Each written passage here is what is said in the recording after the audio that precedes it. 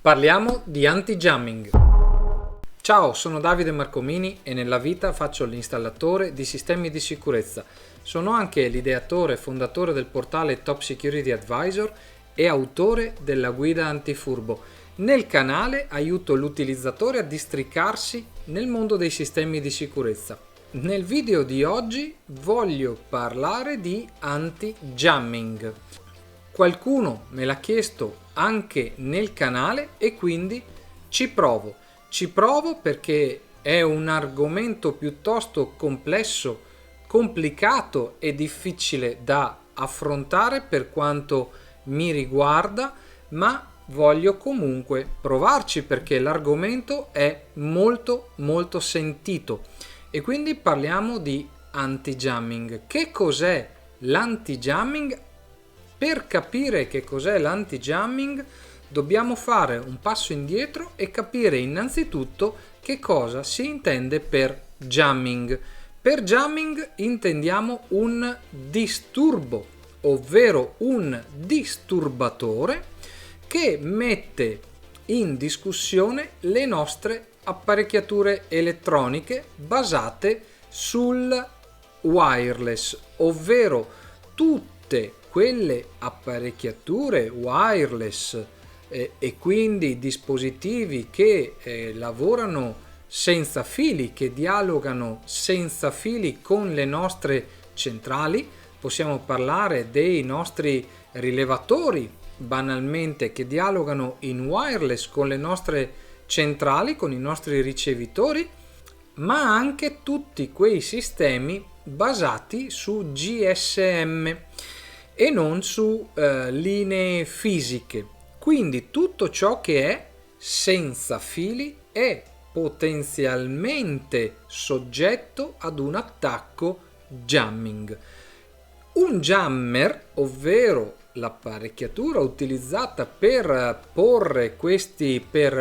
mettere in atto questi attacchi, non è altro che un disturbatore che può lavorare su più di una frequenza, quindi ci sono ai noi jammer piccoli che possono disturbare una frequenza, fino ad arrivare a jammer molto più potenti che possono disturbare tutte le frequenze. Un esempio di jammer molto potente possiamo vederlo nelle auto dei magistrati, specie quelli antimafia.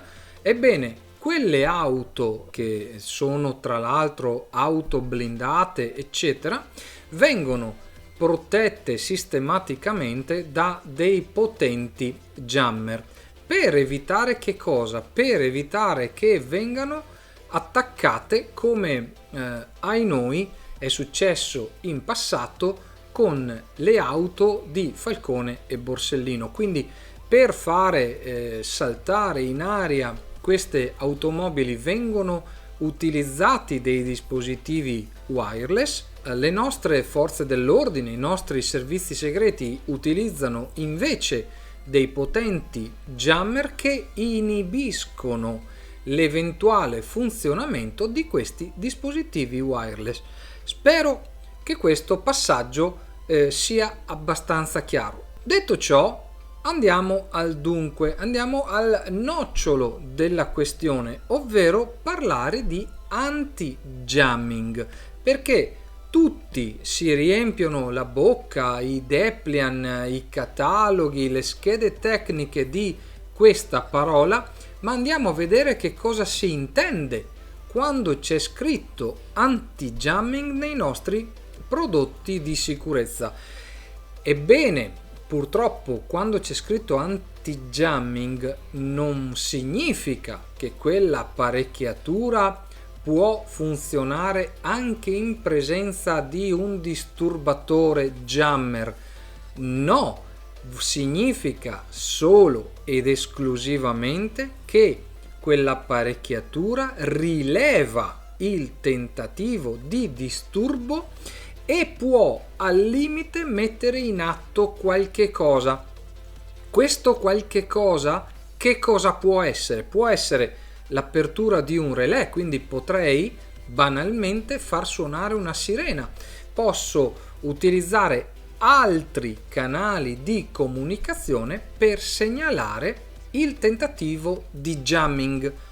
Ma va detto che purtroppo in presenza di un disturbatore molto potente, la nostra apparecchiatura wireless potrebbe aver smesso di funzionare.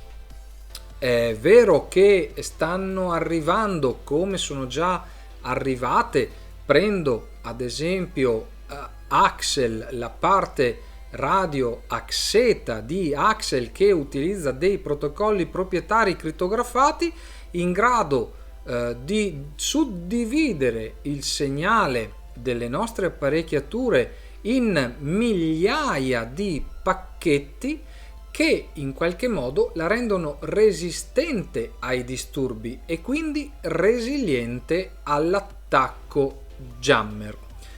Detto ciò, normalmente, e dico normalmente, è molto difficile allo stato attuale resistere ad un attacco jammer se ben portato a segno, ovvero come dicevo all'inizio, esistono diversi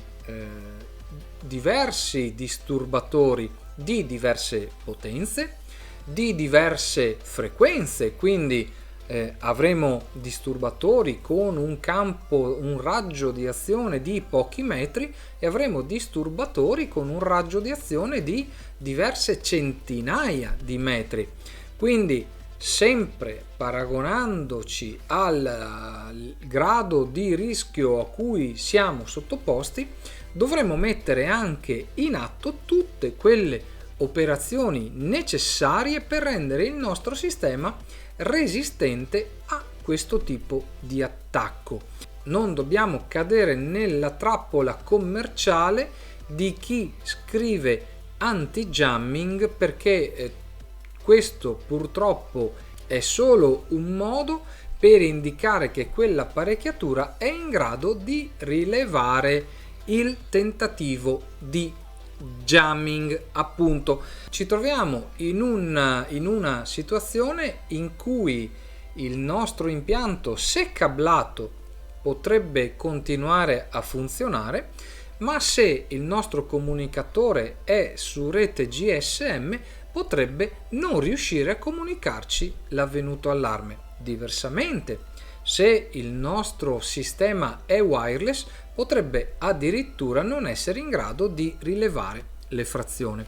Come possiamo difenderci noi da tutto ciò? Bene, è arrivato un dispositivo che oggi voglio mostrarti per me in anteprima, che si chiama ControlHub. Il ControlHub è un dispositivo della famiglia AlarmHub. In questa versione, lo vedi nella versione di test, ovvero questi interruttori sono stati posizionati su nostra richiesta, e per questo ringrazio i ragazzi di AlarmHub proprio per far funzionare questo dispositivo ControlHub come un tester.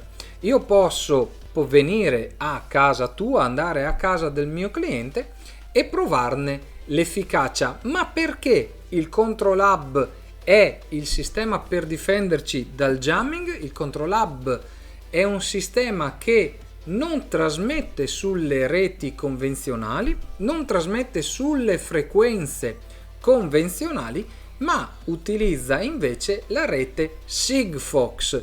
Si tratta di una rete LPWA, ovvero Low Power Wide Area, che ci consente appunto di lavorare a frequenze bassissime, a potenze bassissime, e in questo modo di portare a termine la nostra segnalazione attraverso dei server, dei fornitori di servizio, che in questo modo ci daranno l'opportunità di segnalare gli avvenuti allarmi, ma anche gli avvenuti disturbi, ovvero nel caso di disturbo jamming delle nostre apparecchiature che dovessero rilevare quel disturbo, il nostro Control Hub è in grado di segnalarlo a prescindere. Un video dedicato interamente a Control Hub sarà pubblicato nei prossimi giorni, quindi mi fermo qui per oggi, non voglio addentrarmi troppo nello specifico perché diventerebbe un video troppo complesso. Grazie per avermi seguito fino a qui, ringrazio tutti coloro che si iscrivono al canale. Se non l'hai ancora fatto, ti invito a iscriverti al canale, spuntare la campanella per non perderti i contenuti che andrò a pubblicare in futuro. Noi ci vediamo nei prossimi video. Ciao!